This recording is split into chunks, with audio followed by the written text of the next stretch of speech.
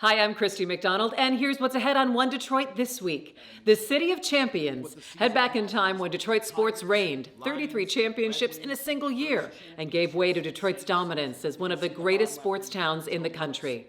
Plus, overcoming vaccine hesitancy and access in Detroit with Lieutenant Governor Garlin Gilchrist.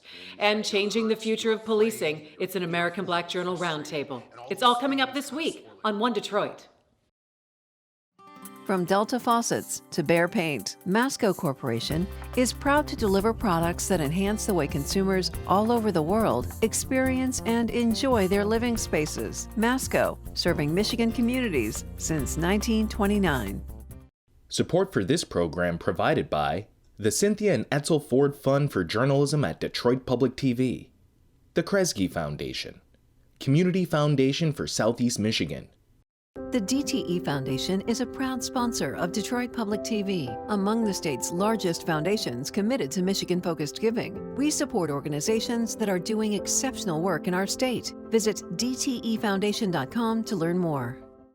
Business Leaders for Michigan, dedicated to making Michigan a top 10 state for jobs, personal income, and a healthy economy.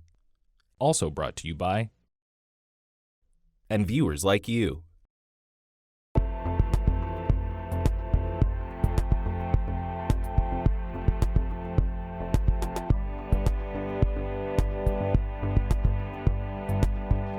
Hi there, and welcome to One Detroit. I'm Christy McDonald. Thanks so much for joining me. A lot of news this week, including the census numbers that show Michigan will lose a congressional seat. Where will representation be consolidated?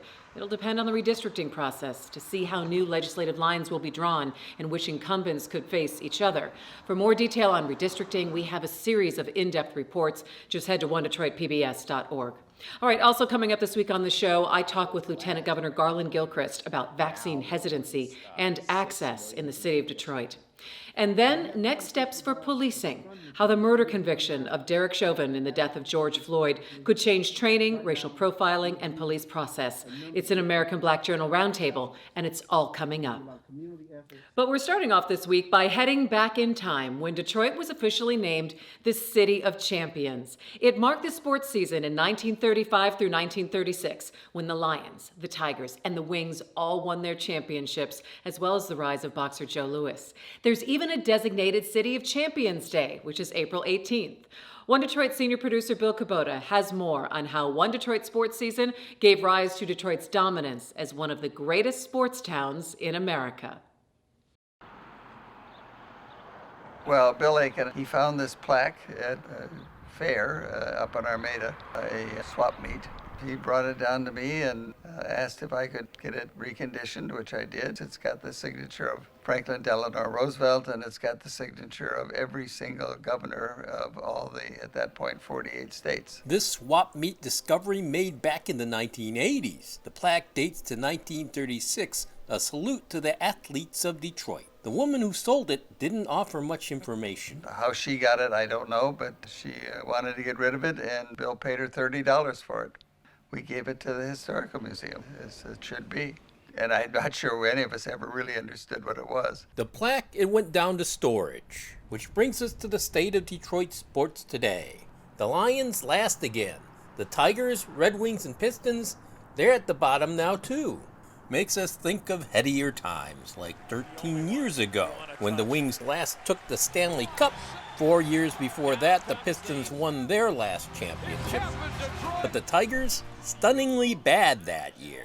The last time the Tigers were champs, 37 years ago. The Lions, 63 years, way back before the Super Bowl started. But there was a magical moment when all the Detroit teams were winners, all at the same time. Charles Avison's written book spreading the word of when we were the City of Champions, the season 1935-36. It actually says City of Champions right on the newspaper. What the season has is the Tigers, Lions, Red Wings, first championships, same season. You can see in the bottom left-hand corner, Joe Louis. This is the year that Joe Louis rises from an unknown fighter to an international superstar. We have Eddie Tolan for sprinting. The world's fastest human. This was before Jesse Owens. We have Gar Wood. The speedboat king. We have Walter Hagen. Pro golfer. Women's tennis. Or we have billiards. And this is just 21 of the 33 championships from this season. Every one of these athletes contributed to the rise of Detroit from a baseball town that had never even won a World Series to one of the great sports towns in the country in only a single year. Ty Cobb took the Tigers to the World Series 3 times, but they lost them all, the last time in 1909. Detroit had been a boom town in the 1920s. It was like Silicon Valley. A lot of new money, a lot of people were flush with capital. The Dodge brothers and Henry Ford, Chrysler. But the Depression hit Detroit probably harder than it hit most American cities. So people needed something to feel positive about. And in 1935-36, they had a lot to cheer. Boxing was in a bad way in 1935. There was no true superstars. 1934, nobody knew who Joe Louis was. Complete unknown. Joe was not actually a champion yet, but he was on the verge, and everyone knew that Joe Louis was the best fighter. Heavyweight fighter in the world. 14 matches in 1935, Joe Louis won them all. The biggest in New York against former champion Max Baer that September. On the same day, Louis got married. And it is one of the greatest fights you will ever see. Joe Louis was the first universal African-American superstar. And after the fight, they asked Joe, "Hey Joe, where are you gonna go for your honeymoon?" Joe says, "We got to get back to Detroit. The Tigers are in the World Series." More than 50,000 fans. The Tigers faced the Chicago Cubs in the 35 series. Detroit had been on a tear since 1934, all because of owner Frank Navin. Unlike all these other major league owners that were, the baseball team was sort of a fun diversion with their money, and they made their money in other businesses. Frank Navin's business was the Tigers. Navin lost big in the stock market crash and suffered a heart attack in 1933. Friends told him he should sell the team. Frank Navin doesn't sell the team. He takes a gamble, the biggest gamble of his life, and rather than sell the team, he borrows $100,000, and he goes out and pays to the Philadelphia Athletics, and he gets Mickey Cochran. Mickey Cochran took over as Tigers player manager. Going into spring training of 1934, the media gets to Mickey Cochran and they ask him, "Hey Mickey, how you think the Tigers are going to do this year?" He says, "We're going to the World Series." And he says to them, "You don't know how to win. It all starts with believing that you can do it." Other than Cochran, there weren't many standout players. Among them, second baseman Charlie Gehringer. Gehringer was pretty much their only star. Soon there'd be another, the first baseman from the Bronx. As I got older, I learned more about the significance of Hank Greenberg as the Jewish cultural sports hero. So his 1934 was his first full season, and he breaks out in the biggest way. I mean, he was an absolute smasher in 1934. In 35, he wins the MVP. And think about Detroit at the time. Who was the most popular radio personality? Father Charles Coughlin.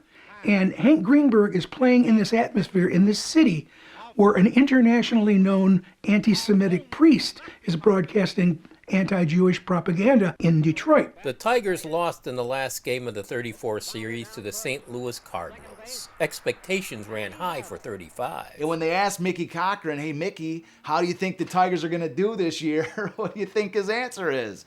"We're going back, and this time we're going to win it. This time we're going to win it." Cochran, right again, beating the Cubs in 6 games. He even scored the winning run. The run that wins the ball game and the World Series. Detroit already had seen 3 failed NFL teams come and go. The fourth arrived in 1934 from Portsmouth, Ohio. George Richards bought them.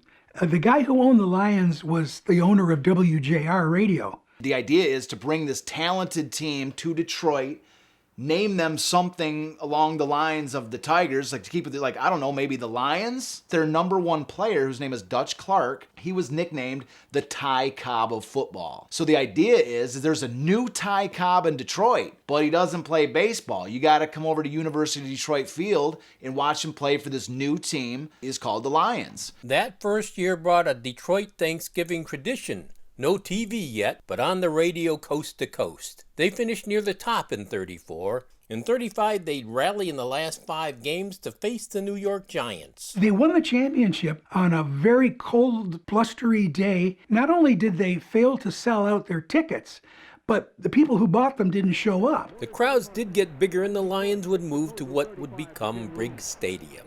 it's do or die. Charles Avison's Talking Hockey for a City of Champions podcast. We spent an entire episode talking about one of the most fascinating components in Detroit Red Wing history, which has never been discussed. It baffles me that people can be so fanatical about Detroit and Detroit sports, but just isn't on the radar. This was the first group of guys who won a championship under the Red Wings banner, and yet their numbers are not retired. Their names are not hung in the rafters of Little Caesars Arena. Well, one guy certainly deserves recognition of a retired jersey, and that would be Ebenezer Goodfellow from Fallowfield, Ontario. Now, how many people do you know named Ebenezer? It's unknown. Yeah. And I mean, how can it be known? The whole season's forgotten. But in this particular case, what we have is Ebby Goodfellow is the captain of the team, the most revered Red Wing, one of the best players in the entire NHL, gives up his captaincy to Doug Young to force Doug Young into the spotlight and say, Doug, you are a star, and we think you're such a star. We want you to lead us as the captain of this team. Wow. Ebby Goodfellow, the guy who stepped up by stepping back. Well, he was a good fellow. You just can't beat the name. Yeah, good fellow. The Wings beat Toronto. The city celebrated again and again. The Detroit Times actually threw this big banquet at the Masonic Temple in April of 1936 and declared Detroit the City of Champions, brought a lot of the players and coaches. It was celebrated as the greatest gathering of champions under a single roof. The Tigers, Wings, Lions, Joe Louis, and others, they all came. Since it was a Detroit Times event, the news and the free press gave it scant coverage. The awards were given and then everybody kind of forgot about it. Things that happened in the 20s and the 30s, they sort of fade out unless there's good film, and there's not much good film. How does this story of champions live on? You can find it at the big mall in Novi, an artist co-op store where Charles Avison's been selling and storing his books for the last decade. So these books got shagged in the water. You can see these boxes are all wet. A leak of some sort, one more thing to contend with. Am I crazy? Did I find this story and I'm just the only one in the world that thinks this is important? Sales are slow, but will pick up at Christmas time. A fine gift, but will people spend the time to read it? Of course, Charles wrote the book, and then in 2012, Dave Bing reinstituted City of Champions Day as April 18th, and he tasked the Detroit Historical Society with keeping that history alive. That includes the plaque Jim Nicholson brought to the museum those decades ago. Nicholson says he's not a big sports fan, but he's had season tickets for the Lions since the 70s. Detroit is still a great sports town despite 4 really bad pro sports teams. And a lot of people figure, if we just hang on, there'll be another Ebby Goodfellow or another Hank Greenberg to lift us and carry us to the next championship, which might be decades away. Detroit fans are pretty patient. Turning now to COVID cases in Michigan and vaccination numbers that are lagging in Detroit compared to the rest of the state. I spoke with Lieutenant Governor Garlin Gilchrist, who just got his first vaccination last week, on vaccine hesitancy and access. I was glad to frankly join the now, more than 6 million people in Michigan who've gotten a vaccine dose. And so this has been something that's been really important to me. My wife, as an education worker, has been fully vaccinated for a few months now. And I think this is the choice that everyone needs to make. So I got an appointment. I went to a community site in the city of Detroit. And this was really about showing that there's so many different ways to get a vaccine, whether it's you go to a pharmacy, you go to a community site, like I went to a church. All right, well, let's go ahead and take a look at the numbers because we know we have some disparities, especially when it comes to the city of Detroit. I think some of the latest numbers said about 26% of the population of the city, ages 16 and up, have had at least one dose of a vaccine, and that's compared to the rest of the state, which is about 44%.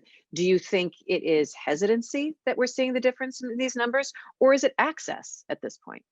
Well, we have a lot of work to do, first of all, so let me say that. And the truth is, we need to address both of these challenges. The fact that people have had questions or issues with vaccines in general, or with the COVID-19 vaccine specifically, that's why we established the Protect Michigan Commission, which I chair, to try to get all that information and those resources out in a credible way. And we still are going to continue to invest in that work as a state.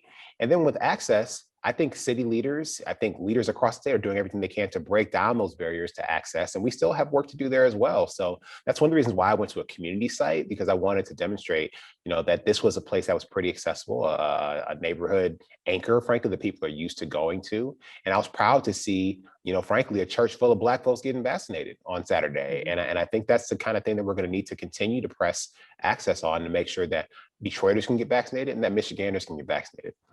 Because I'm still hearing stories that it's complicated for a lot of people. Either they're getting online, or they have to try multiple times, or they have to go to different sites at different times, and that it is not that easy of a process. What are some of the people telling you, like when you were at the community site at a church, about what people's experiences have been, and then what they're telling other people? Because again, spreading things by word of mouth, or saying, look, this was my story, it wasn't so bad, and this is how I can help you.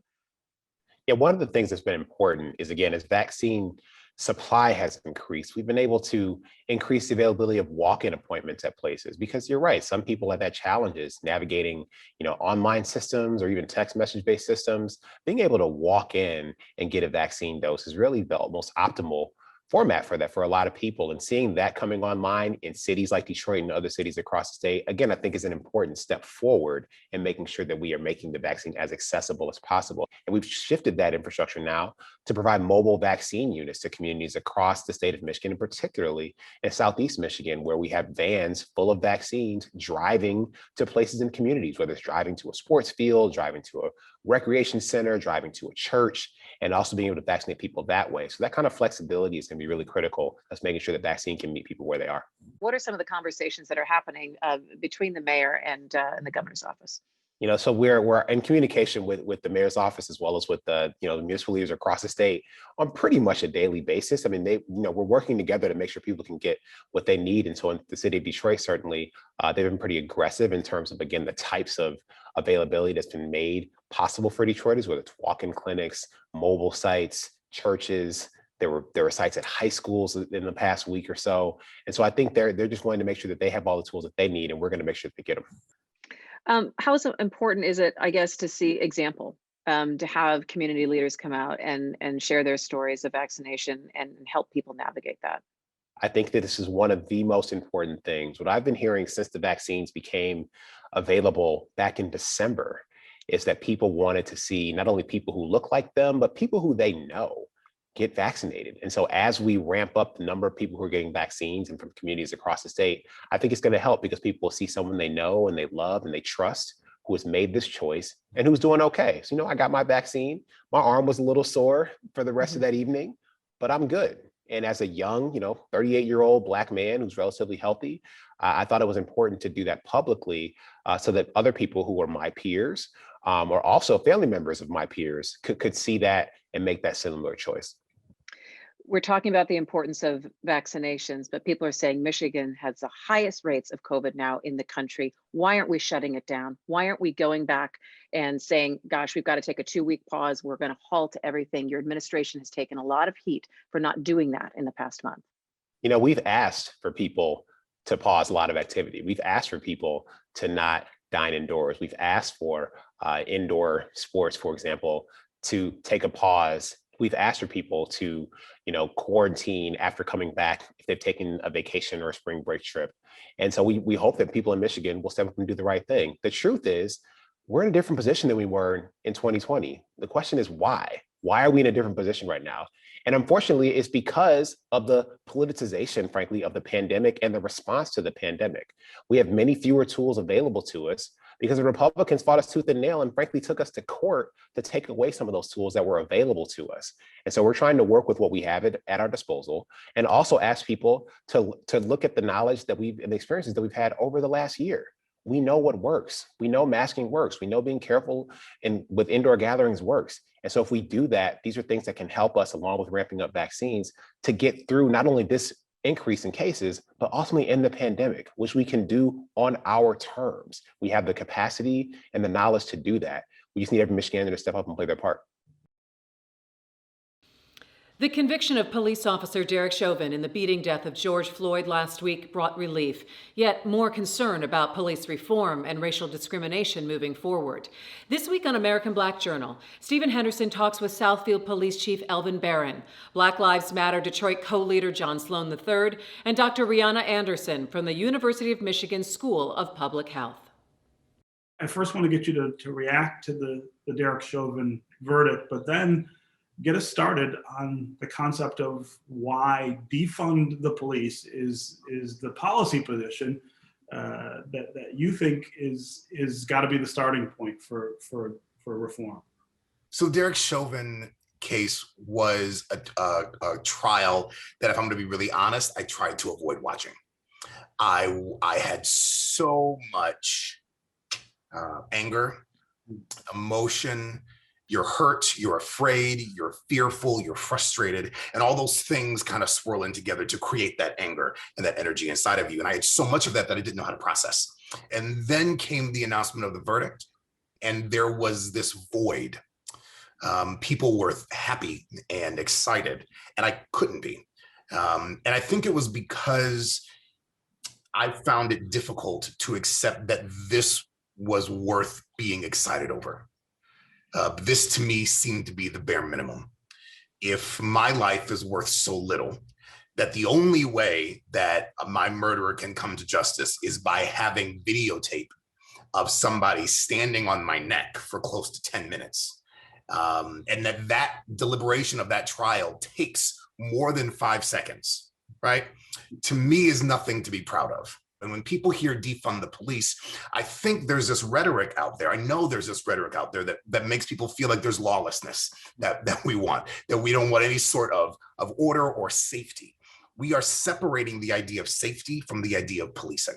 We are saying that safety in and of itself is an inherent concept, that communities have every right to be able to govern themselves. And that for as long as the system of policing has existed, it has been inherently antithetical to that concept of safety for a huge swath of Americans. And so when we talk about defunding the police, I'm not talking about walking up to individuals like Chief Barren and saying, you are an awful person. I want you gone. I want you out of my community, and I want to run everything myself. What I'm talking about is moving funds, is divesting and reinvesting. Much like John, I had anxiety myself waiting for that verdict to be rendered, because here's my thoughts. Would there be that one or two jurors who spin into a mistrial after receiving all this overwhelming evidence that Mr. George Floyd was in fact murdered? And so I did have a sigh of relief when the verdict came in that this individual was guilty on all 3 counts. Much like John, the work still has to continue. When you look at the history of law enforcement, there is a history of racism and police brutality. It's a fact. It's not only a fact, it's a documented fact. And so reforms must take place. They must take shape. You need leaders in policing who are courageous enough to make the much needed changes and support those changes. When we have conversations about defunding the police, so yes, I'm not an advocate of defunding the police. Right now, we do a number of different jobs. We do a lot of community efforts. There's a lot of hats that we wear in this business. I believe that the government has money. I see the government spend money on many different things that are really not necessary. And so some of that money should be used for some of the programs. For example, we're starting a mental awareness response where we're looking to hire a medical professional to assist us on those types of calls for service. Because although there are calls for service for a person suffering from mental illness that have the potential to be violent, a majority of those are nonviolent, and we could use a medical professional to assist us in those types of response. Policing is often something that's emerging as a problem. And sometimes we're trying to hit it back down into the ground or into this field. But one thing that I want us to really be mindful of is that the field itself, this American soil that it's emerging, that this problem is emerging from, is racism. We have had a problem in this country of racism since its inception, because things that have occurred in this country have been based on race. Categories of people have been enslaved, categories of people have been stripped of their land, et cetera. So when we look at the American history and our culture through a lens of race, then you're able to understand as these problems emerge, as policing problems emerge, whether it's the entire system of policing or individual cases, because we often also look at a Dante Wright and we try to handle that and we create a hashtag. And then we move to Ma'Khia Bryant. We move to all of these cases that are emerging, but the entire problem of racism is what is feeding this the systemic problem of policing in America and these individual cases that are emerging. So Stephen, I want to say that because for me, it's not enough just to say that policing is a problem. It is, but that people who become police officers are born and raised in a society, in a country that sees people racially and has continued to treat people in different ways. For more stories from American Black Journal and all of the reports we're working on, just head to onedetroitpbs.org and find us on social media at One Detroit. That is going to do it for us this week. I will see you next time. Take care and be well. You can find more at onedetroitpbs.org or subscribe to our social media channels and sign up for our One Detroit newsletter. From Delta Faucets to Behr Paint, Masco Corporation is proud to deliver products that enhance the way consumers all over the world experience and enjoy their living spaces. Masco, serving Michigan communities since 1929. Support for this program provided by the Cynthia and Etzel Ford Fund for Journalism at Detroit Public TV, the Kresge Foundation, Community Foundation for Southeast Michigan. The DTE Foundation is a proud sponsor of Detroit Public TV, among the state's largest foundations committed to Michigan-focused giving. We support organizations that are doing exceptional work in our state. Visit dtefoundation.com to learn more. Business Leaders for Michigan, dedicated to making Michigan a top 10 state for jobs, personal income, and a healthy economy. Also brought to you by and viewers like you.